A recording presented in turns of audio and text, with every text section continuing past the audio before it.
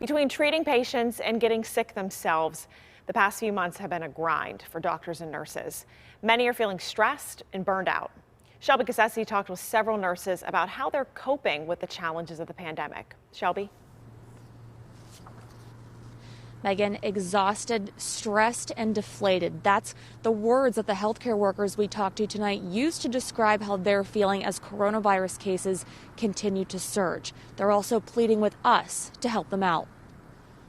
After nearly 9 months on the front lines of a pandemic, the easiest term to describe the mentality is numb. Hospital workers like nurse Gavin Bordonia say the mental and emotional toll is weighing heavy.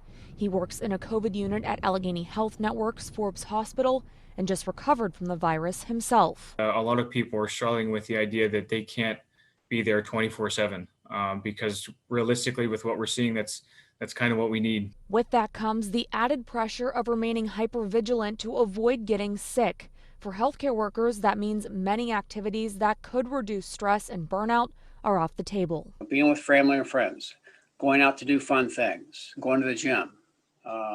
So a lot of very adaptive and healthy ways of coping with extra stress are not an option right now. But healthcare workers say it's the people turning away from mitigation efforts that's most frustrating.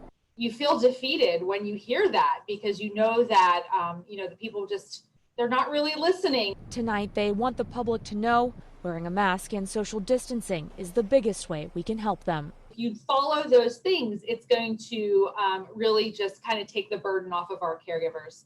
Sorry, I don't mean to get choked up, but we've seen it's been rough. So if something so small could help such a greater picture, I think that we would all be superheroes at one point or another.